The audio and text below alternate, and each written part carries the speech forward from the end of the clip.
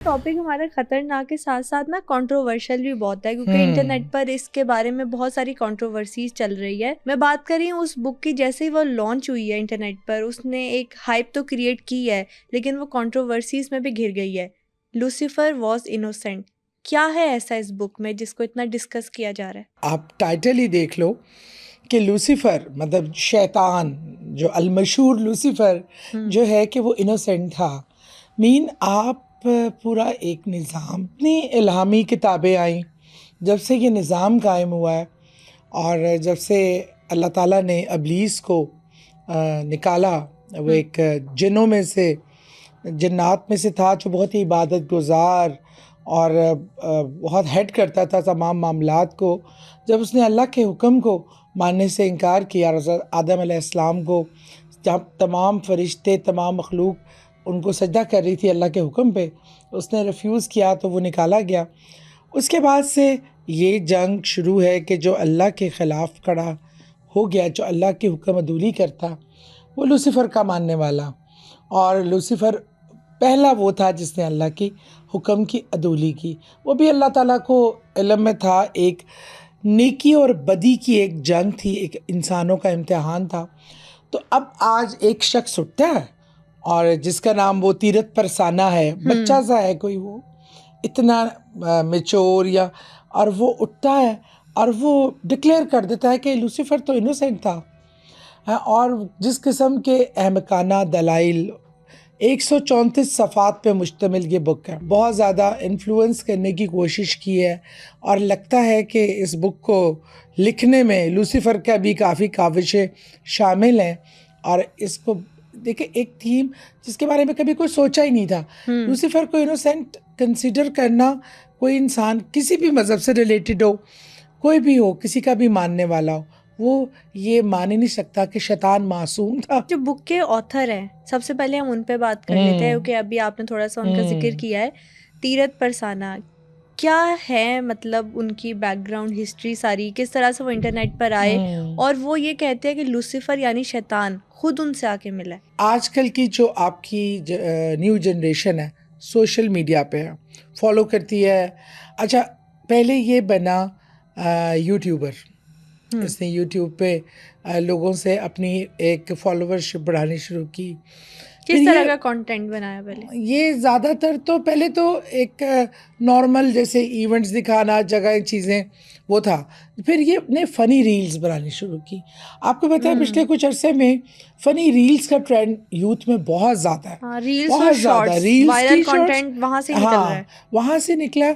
और दूसरा फ़नी, जो एक आजकल वो एक स्टैंडिंग फन, कुछ वो भी होता है, स्टैंड अप कॉमेडी भी बहुत आम हो गई है, यूथ में बहुत पॉपुलर है।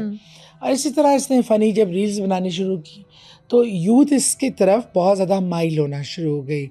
और भी 2-3 इसने सोशल मीडिया पे अपने अकाउंट्स, डिफरेंट चीज़ें की। उससे एक ये हुआ कि इसकी फॉलोवरशिप काफ़ी ज़्यादा हो गई, लोगों को ये अट्रैक्ट करने में कामयाब हो गया।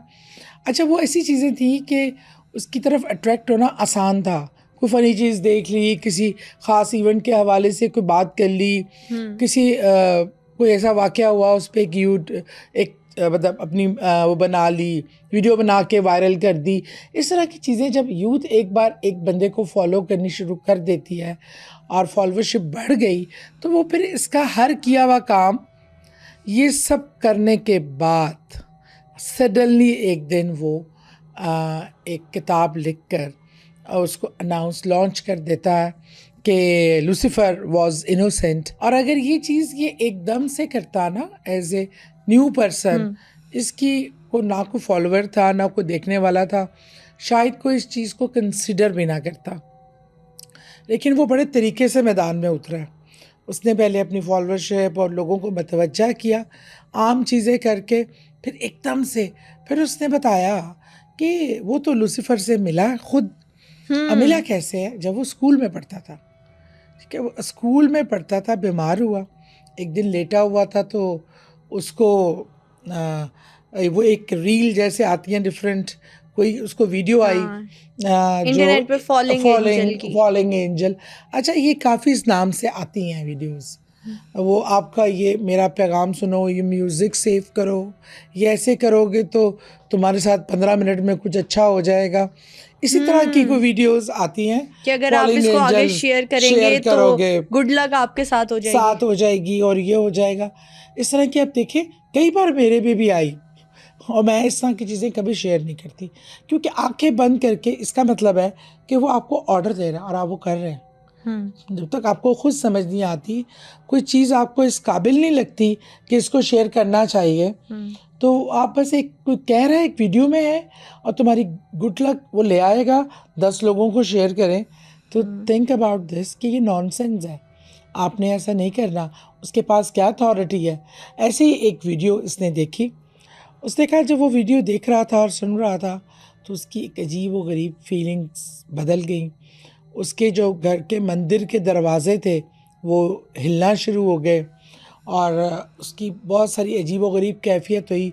उसको कोई हवेला भी नज़र आना शुरू हो गया, जैसे जो उससे मुखातिब हो और उसको कह रहा हो कि वो लूसीफर है, अपने आप को इंट्रोड्यूस करवा रहा हो। इस तरह वो एक्सपीरियंस हुआ और फिर जारी बात है वो उसकी मुलाकात में उसने उसको कन्विंस किया, अपनी स्टोरी मजलूम बन के सुनाई कि तुम ये लिखो। मतलब उसने फिर इस तरीके से जैसे हम बात करते हैं कि वो उसने उसकी सोल को कंट्रोल कर लिया, और जब आप और उसने फिर उससे ये किताब लिखवाई कि एक यूथ के एक यंग लड़के से जिसके फॉलोवरशिप थी, जिसको लोग एज एक फ़नी पर्सन देखते थे, वीलॉगर देखते थे, और वो एकदम से कुछ दिनों में ही ऑथर बन गया।